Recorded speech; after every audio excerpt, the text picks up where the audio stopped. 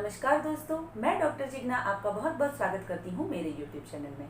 आज हम बात करने वाले हैं बहुत कॉमन समस्या कोलेस्टेरॉल के बारे में।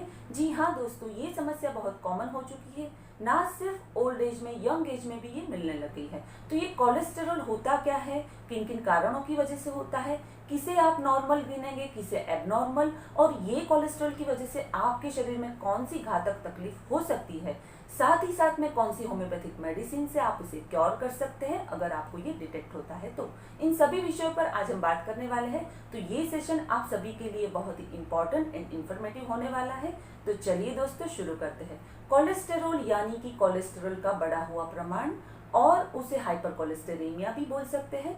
सबसे पहले बात करते हैं कि ये कोलेस्टेरॉल होता क्या है। कोलेस्टेरॉल एक तरीके का वैक्सी या तो फैटी सब्सटेंस है, और ये सब्सटेंस हमारे बॉडी में बहुत जरूरी है। हमारे बॉडी में कई तरह की फंक्शन में ये मदद रूप होता है कि जैसे विटामिन डी का सिंथेसिस है तो इसमें भी ये मदद रूप होता है। हार्मोन्स की सिंथेसिस में या हार्मोन्स के जनरेशन में भी इसकी हेल्प होती है, और डाइजेशन में भी बहुत हेल्पफुल होता है। तो ये जरूरी है, पर अगर ये नॉर्मल रेंज में हो तो। अगर ये नॉर्मल रेंज पार कर देता है, ये एबनॉर्मल हो जाता है, तो ये बहुत सारी घातक बीमारियां हमारे शरीर में कर सकता है। इसी कोलेस्ट्रॉल की वजह से हमारी खून की नलिया में ब्लॉकेज हो जाता है, हाइपरटेंशन भी हो सकता है, कार्डियक कंप्लेन हो सकती है कि जैसे ये हार्ट को सप्लाई करने वाली कोरोनरी वेसल को ही ब्लॉक करने लग जाए तो ये एथेरोस्क्लेरोसिस, हार्ट अटैक जैसी गंभीर बीमारियां भी कर सकता है। तो ये नॉर्मल होना बहुत जरूरी है। तो दोस्तों, किन किन टाइप का ये होता है, कौन से टाइप्स इसके होते हैं, और किसे हम नॉर्मल गिनेंगे। आपने दोस्तों देखा ही होगा कोलेस्ट्रॉल के रिपोर्ट में कि HDL, LDL, VLDL, ट्राइग्लिसराइड ऐसे सब होता है।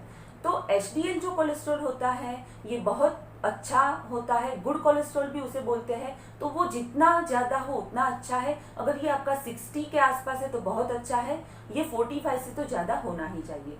दूसरा है LDL, ये बैड कोलेस्ट्रॉल है, ये कम से कम होना चाहिए। ये 100 से कम है तो बहुत अच्छी बात है, 130 से तो ये कम होना ही चाहिए। 150 के बाद अगर ये उसकी रेंज मिलती है तो ये बहुत घातक है। उसके बाद है VLDL। VLDL ये वेरी लो डेंसिटी लिपोप्रोटीन है, तो ये भी बैड कोलेस्ट्रॉल है। और उसके बाद है ट्राइग्लिसराइड। ट्राइग्लिसराइड भी आपका 200 से कम होना चाहिए। अगर ये 200 के ऊपर, 400 के पार अगर कर जाता है तो बहुत सारी घातक बीमारियां आप में कर सकता है। तो फ्रेंड्स, ये थे वैरायटी ऑफ कोलेस्ट्रॉल की जो हमारी बॉडी में होता है, और यहाँ पे मैंने चार्ट भी लगा दिया है। चलिए बात करते हैं कि कौन कौन से कारणों की वजह से होता है। तो आजकल फ्रेंड्स हमारा जो लाइफस्टाइल हो चुका है ये बहुत बदल चुका है। हमारे खान पान का तरीका, हमारे रहन सहन का तरीका बिल्कुल चेंज हो गया है। हमें जब भूख लगती है तो हम कुछ भी खा लेते हैं, हम ये नहीं देखते कि उसमें कंटेंट क्या है और नुकसान हमें कितना होगा ये चीज़ों से। तो पहले तो डाइटरी कॉज होता है कि अगर आप फैटी ऑयली चीज़ें ज़्यादा खा लेते हैं और ध्यान नहीं रखते हैं तो ये हो सकता है। दूसरा है पॉजिटिव फैक्टर, फैमिली हिस्ट्री। अगर आपके पेरेंट्स में ये तकलीफ है तो आप भी प्रोन हो जाते हैं इसी तरीके की तकलीफ के लिए। तीसरा है कि सेडेंटरी लाइफ, हमारी जो लाइफस्टाइल हो चुकी है तो वो बैठे रहने वाली ज़्यादातर है। अगर आपकी फिजिकल एक्टिविटी 0 है तो भी आपको ये हो सकता है। चौथा कारण है ओबेसिटी। अगर आप ओबेस है, वेट आपका ज़्यादा है, मोटापा है, तो भी आप प्रोन हो जाते हैं कोलेस्ट्रॉल के लिए। तो चलिए बात करते हैं दोस्तों कि कौन सी होम्योपैथिक मेडिसिन से आप उसे क्योर कर सकते हैं, बैलेंस कर सकते हैं।